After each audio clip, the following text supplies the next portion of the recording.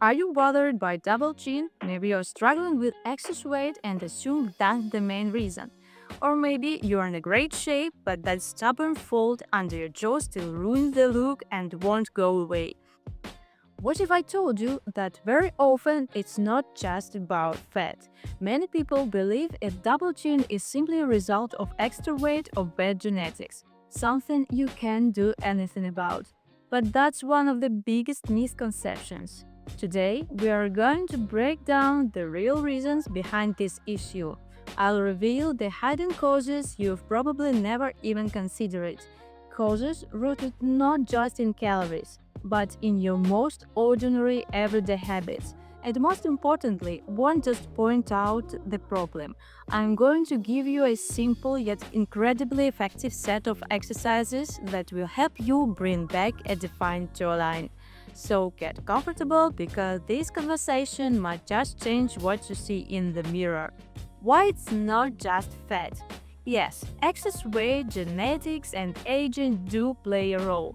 The area under the chin is known as a fat trap, and over time the skin naturally loses its elasticity. But then, why do young and slim people often develop a double chin, and why doesn't it always go away after weight loss? The answer is simple. In many cases, the problem isn't fat. It's muscle and ligament weakness, tissue sagging, and poor posture. Imagine a tent canopy when the fabric is tightly stretched between firm poles. It looks smooth and lifted, but if one pole tilts or the tension loosens, the fabric starts to sag. The same thing happens with your face and neck. Tissues don't sag on their own, they lose their structural support. And most of the time, the cause isn't age or weight, it's our daily habits and muscular imbalance. Forward head posture, the position we hold for hours while using phones, laptops, or tablets. This posture, often called tech neck, leads to overreaction of the muscles and the back of the neck and weakening of the front neck muscles, including the platysma, a thin muscle that stretches from the jaw to the collarbones. As the platysma loses tone, it can no longer support the skin and soft tissues, which begin to sag downward. This flattens the natural angle between the jawline and neck, creating the appearance of a double chin, even if there is little fat in the area.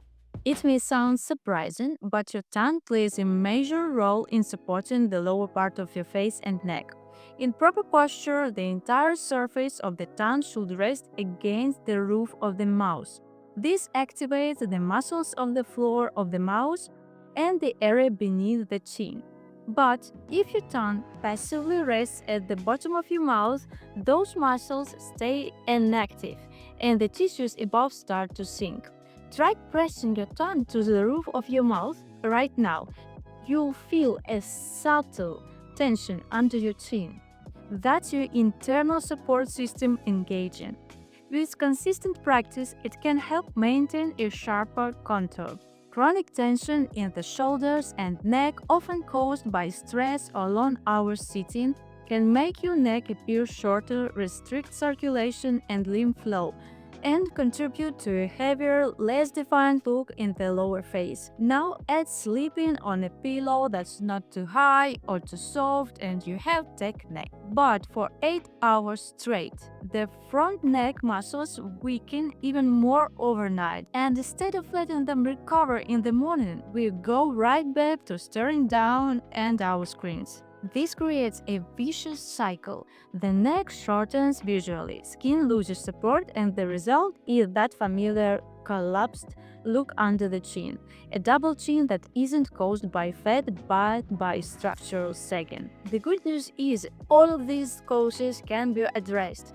With a few simple exercises, you can restore tone to the platysma, activate the suprahyoid muscles, and improve your posture and head position. It's not difficult, and if you do it regularly, the result will pleasantly surprise you. Now I'll show you a short routine that will help reduce a double chin, lift your face, and release tension in your neck and shoulders. Let's get started. Place your thumb under the jawbone and your index knuckle above it, starting slightly below the corners of your mouth. not directly at the chin. Gently pinch the tissues between your fingers, not the skin only, but the muscle and fascia along the jawline. Make small circular or rolling movements between your thumb and knuckle as you go.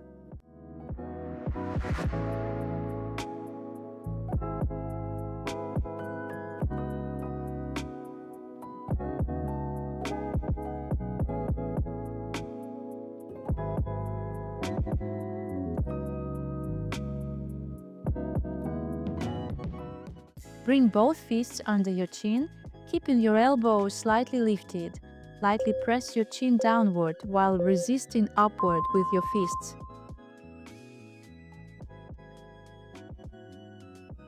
The tension should be felt only in the front of your neck, not in your shoulders or the back of your head. Start gently. If you notice any tension elsewhere, ease up the pressure.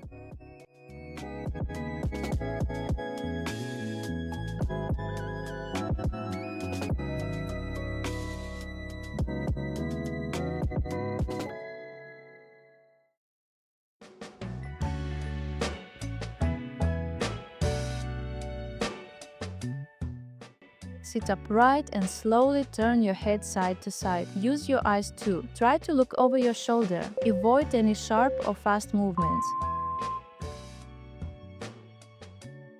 Each turn should be gentle and controlled. Keep the crown of your head lifting upward with your shoulders soft and relaxed. You should feel a light stretch along the side of your neck.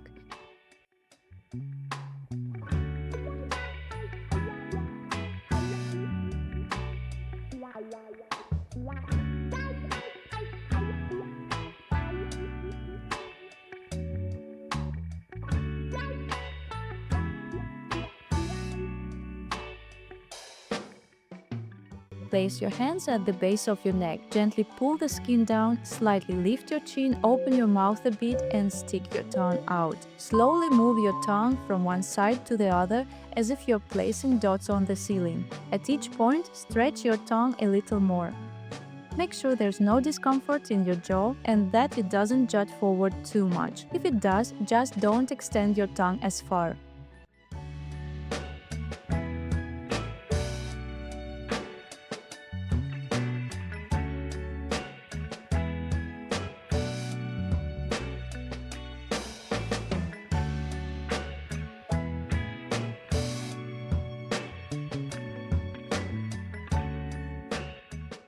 Now let's relax the masseter muscle. To find it, feel your face. Where you find dense tissue, that's the muscle. Where you feel teeth and gums, that's not it. Start massaging with your knuckles from the angle of the jaw upward. You can even go slightly behind the jawbone. Massage in small steps, one spot at a time. Don't pull the skin, just reposition your fingers to the next point. If you find a tender area, stay there longer. That's likely a spasm. Keep your mouth slightly open and relaxed, like your jaw is just hanging.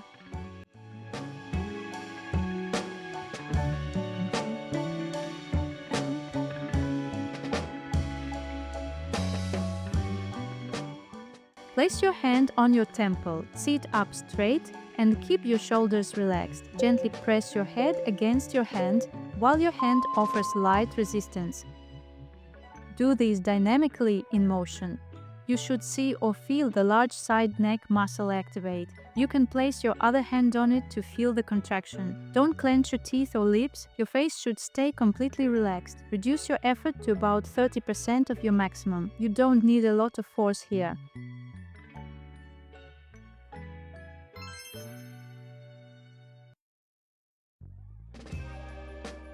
If you're enjoying this video, please pause for a moment, hit the like button and leave any comment. It really helps with promotion.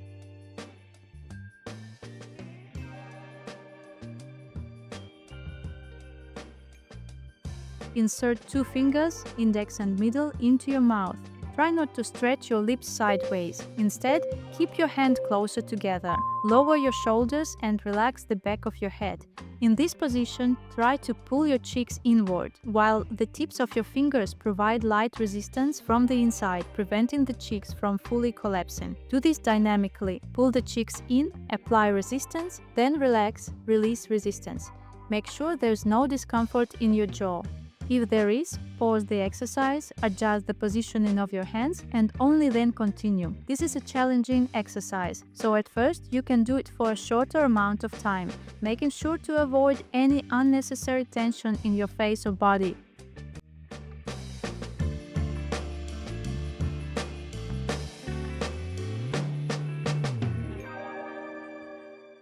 Place your hand on your cheek, slightly open your mouth, and use your tongue to draw vertical lines inside your mouth, then horizontal ones. With your hand, either gently hold the cheek in place to prevent the skin from stretching, or add light resistance if that feels comfortable. Make sure your jaw stays stable. It shouldn't wiggle side to side or become tense.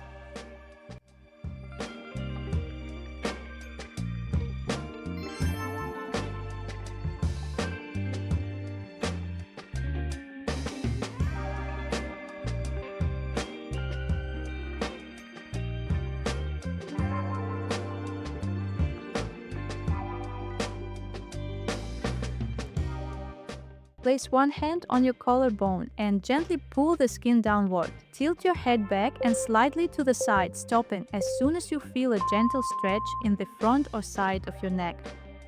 Don't tilt your head too far back and avoid any intense pulling. Everything should feel pleasant and smooth.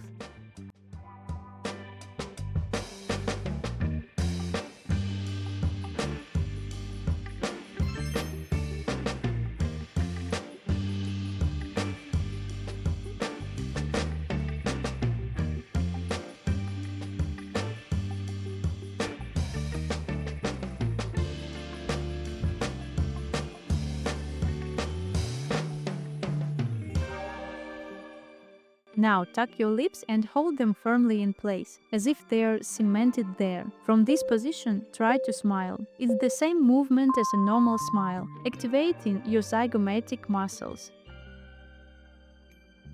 Smile, then release. Try to keep the corners of the mouth from spreading wide. Also watch your jaw. Don't let it push forward or fall back. You may feel slight tension in the jaw or TMJ. If that happens, stop, adjust, then resume.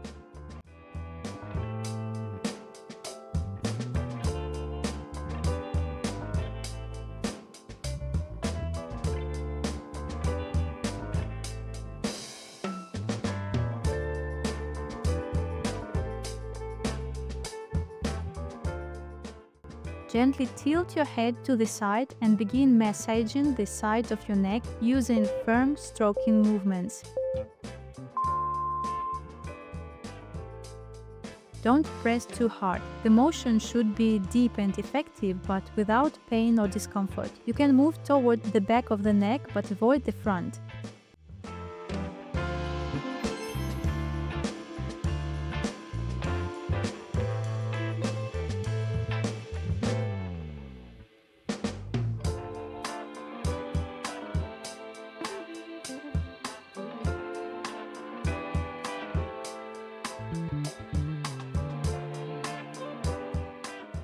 Lower your head down and try not to hold it. Just relax and let it drop naturally. Then gently begin to roll your head from one shoulder to the other.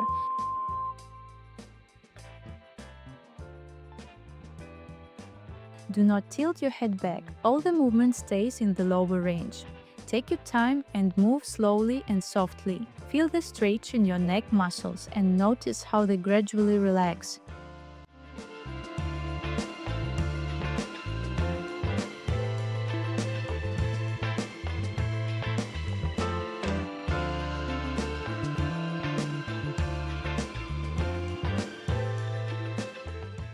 Pause with your head hanging down and only then gently lift it back up. And that's the secret. This simple routine is your new weapon in the fight for a sculpted profile. But just like with anything, consistency is a key. Let these 10 minutes a day become as natural as brushing your teeth. But let's be honest, real results come when you take a holistic approach. If you're struggling with excess weight, these exercises will be a powerful support to your diet and workouts, but even a perfect way won't help if you don't change your daily habits. Start paying attention to your posture. Hold your phone at eye level, don't down near your stomach. Keep your tongue in its proper position, resting gently on the roof of your mouth. It's this combination exercises plus mindful habits that gives the most powerful and lasting results. You're not just treating the symptoms, you are addressing the root cause. Thank you for staying with me until the end. If this video was helpful for you, you know what to do. Your like really helps with the algorithm. Subscribe so you don't miss future videos on how to stay young and radiant. No needles, no surgery. And tell me in the comments, have you struggled with a double chin? What do you think caused it in your case? And what have you tried? Your story might be exactly what someone else needs to hear. See you soon!